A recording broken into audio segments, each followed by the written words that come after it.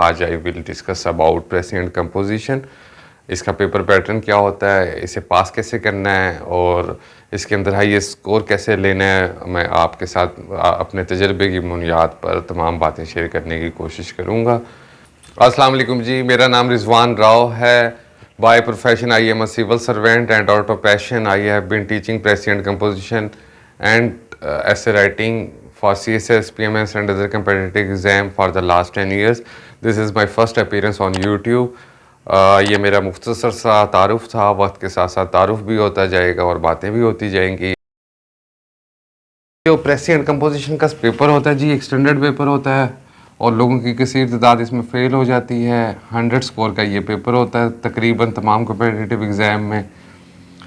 इसका कंटेंट्स के अंदर आता है जी, सबसे पहले क्वेश्चन आता है प्रेसी राइटिंग का।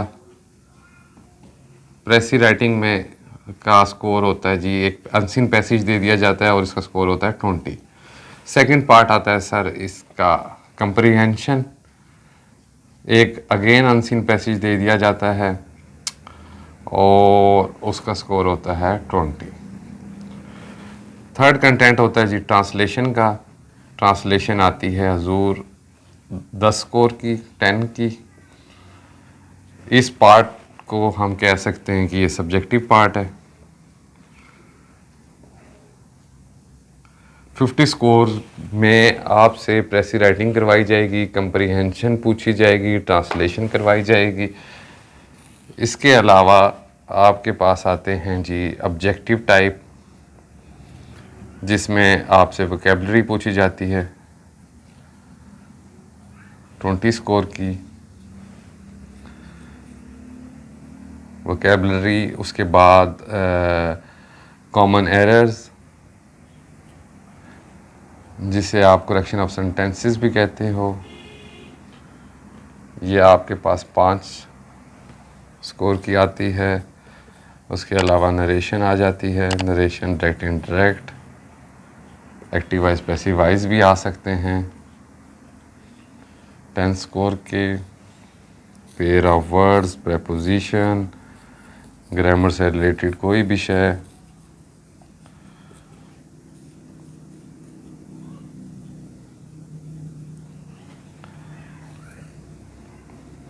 पेयर ऑफ वर्ड्स,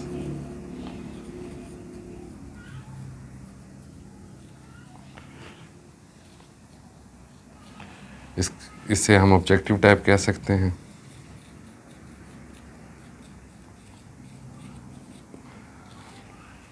अब हम देखते हैं जी सर कि 90% लोग इस सब्जेक्ट में, इस पेपर के अंदर फेल हो जाते हैं। अदरवाइज इस सब्जेक्ट नहीं, इट्स अ स्किल।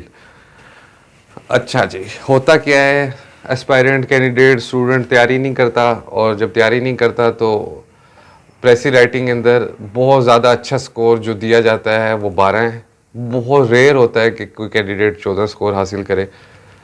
तो वो 6-7 पैसेज करेगा या प्रीवियस पेपर के 3-4 पैसेज करेगा और उसका स्कोर आता है 6 या 7।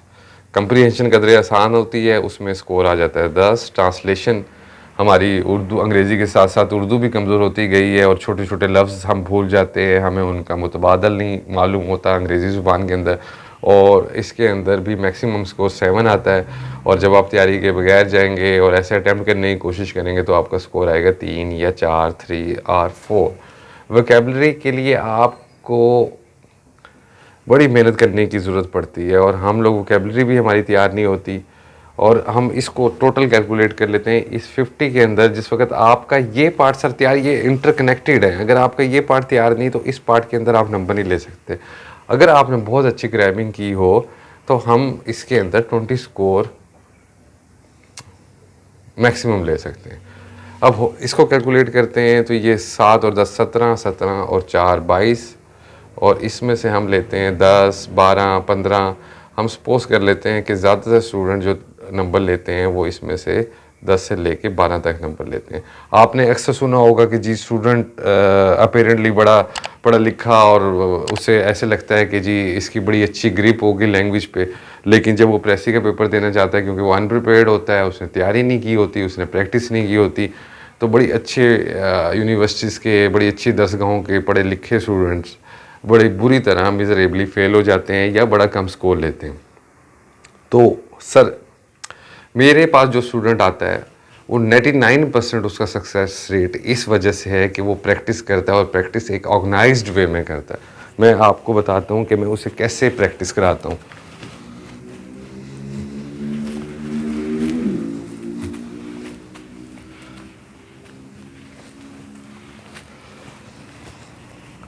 प्रेसी राइटिंग सर मेरे मेरे में आप मुझसे बेशक आप किसी से भी पढ़ें, आप कैसे भी तैयारी करें, लेकिन मेरी आपसे ये गुजारिश होगी, क्योंकि इस ज़ुबान से तो हमारी जान कभी छूटने वाली नहीं है। तो और ये कंपेटिटिव एग्ज़ाम 75% आपकी राइटिंग स्किल्स हैं, इंग्लिश राइटिंग स्किल्स हैं। तो आप कम से कम 100 पैसेज की प्रैक्टिस करें, एक्सक्लूडिंग ओल्ड पेपर्स के। कंप्रीहेंशन कदरे आसान होती है, आप 20 भी कर लें, 30 भी कर लें तो आप अच्छा परफॉर्म कर सकते हैं। ट्रांसलेशन फिर अगेन डिपेंड करता है कि स्टूडेंट किस स्टेटस पे है तैयारी के हवाले से। तो कोई किसी का काम चल जाता है 20 से, किसी का 25 से और किसी का 30+ से। वोकेबलरी के लिए जी एक किताब है वर्ड स्मार्ट, PDF में भी अवेलेबल है, और आप इसके अंदर 823 वर्ड्स हैं। आपको ये आज से ही तैयार करना शुरू करनी चाहिए। ये it's all about sir practice practice practice, लेकिन एक ऑर्गेनाइज्ड वे के अंदर प्रैक्टिस करें। और इसको आप जितना ज़्यादा लिखेंगे उतनी ज़्यादा आपकी स्किल पॉलिश होगी। मुझसे जब भी कोई स्टूडेंट पूछता है, और अक्सर पूछते रहते हैं कि ये कितनी मुश्किल है, तो मैं उन्हें यही जवाब देता हूँ कि इतनी मुश्किल है जितनी ड्राइविंग सीखना है, इतनी मुश्किल है जितनी रोटी गोल करना है, इतनी मुश्किल है जितनी टाइपिंग सीखना है।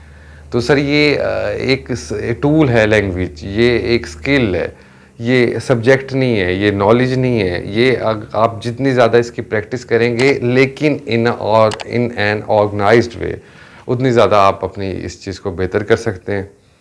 और आप जब भी इसकी तैयारी करें तो इस फार्मूले पे करें, ताकि आप कभी भी इससे फेल ना, और कभी भी आपको अंग्रेज़ी लिखने के हवाले से ज़िंदगी में कहीं भी, क्योंकि आप किसी भी ऑर्गेनाइजेशन में जाएंगे आपकी इससे जान छूटने वाली तो है नहीं। तो जब जिस चीज़ से आपकी जान छूटने वाली नहीं, तो बेहतर है कि आप उस पर अच्छी ग्रिप हासिल करें। अब होता क्या है, होता ये है कि स्टूडेंट या कैंडिडेट मास्टर्स करता है, किसी मोटिवेशनल स्पीकर से मुतासिर हो जाएगा, या खुद से फैसला करेगा, या उसे कोई सीनियर भाई बहन कज़न मशवरा देगा, यार तुम CSS क्यों नहीं करते। और वो CSS करने के लिए पाकिस्तान के 2 बड़े शहर लाहौर और इस्लामाबाद का रुख करेगा, ढेर सारी फ़ीस देगा, और ढेर सारी फ़ीस देने के बाद वो अंग्रेज़ी सीखना शुरू करेगा। अब उसका लेवल खुद का ये होगा कि वो एक सेंटेंस फॉर्मेशन के लेवल पे होगा, बिगनर लेवल पे होगा, वो एक जुमला भी नहीं बना सकता होगा, और वो जाकर क्लासरूम में बैठ जाएगा बड़ी ढेर सारी फ़ीस देने के बाद। वहाँ पे पढ़ाई जारी होगी। प्रेसी राइटिंग, आपको जुमला लिखना नहीं आता, आप प्रेसी राइटिंग पे जा रहे हैं, आप कंप्रीहेंशन पे जा रहे हैं, और 3 महीने वो ज़ाया करने के बाद या तो इससे बज़न हो जाएगा, या फिर वो दोबारा से वो तैयारी शुरू करेगा पैसा और वक्त बर्बाद करने के बाद। चलें, पैसा तो दोबारा भी आ जाता है, वक्त ऐसी शय है जो दोबारा आपको नहीं मिल सकता। तो मेरी सर आपसे यही गुजारिश है कि सबसे पहले आप अपनी असेसमेंट कराएं। मैं आपको बगैर किसी फ़ी के, उजरत के, वेज के आपके लिए एक डिस्क्रिप्शन में वैल्यूएशन असेसमेंट टेस्ट मैंने डिज़ाइन किया है। आप वो टेस्ट डाउनलोड करें, उस टेस्ट को अपनी कॉपी पे हल करें, और दिए गए नंबर पे मुझे व्हाट्सएप कर दें। मैं आपको उसकी असेसमेंट करके चेक करके इन राइटिंग फॉर्म आपको बता दूंगा कि आप एक्चुअली खड़े कहाँ पे हो, और आपको कहाँ से तैयारी शुरू करनी है और कैसे शुरू करनी है। हो सकता है आपकी सिर्फ वैसे बड़ी रेयर होता है सिर्फ नोक पलक ठीक करनी हो। जो बिगिनर लेवल के जी लोग हैं मेरे मुशाहिदे में, क्योंकि पिछले 10 बरस से यही काम करता मैं आ रहा हूँ, ये आया है कि जो बिल्कुल स्टार्ट पे स्टूडेंट्स होते हैं उनको ये हल करने, अपनी अंग्रेज़ी स्किल्स, राइटिंग स्किल्स इंप्रूव करने के लिए और प्रेसी और राइटिंग की कंप्रीहेंशन की तैयारी करने के लिए 3 से 6 माह लगते हैं। और जो मीडियम लेवल के लोग होते हैं वो 3 माह के अंदर इसको बड़ी अच्छी तैयारी कर लेते हैं, और जो इससे भी बेहतर होते हैं उनको 1-1.5 माह के अंदर सिर्फ उन्होंने नोक पलक ठीक करनी होती है, तो वो ठीक कर लेते हैं। आप अपना ख्याल रखिएगा, ज़रूर टेस्ट सॉल्व कीजिएगा, मुझे बताइएगा, मैं आपको रिस्पॉन्ड करूँगा। इसके अलावा कोई भी क्वेश्चन हो आप इस हवाले से मुझसे पूछ सकते हैं। मैं इस कंटेंट पे, प्रेसी राइटिंग पे, कंप्रीहेंशन पे, ट्रांसलेशन पे और वोकैबलरी पे एक सेपरेटली अलग अलग वीडियो भी वक्त के साथ साथ बनाता जाऊँगा। अपना ढेर सारा ख्याल रखिएगा जी। अल्लाह हाफिज़।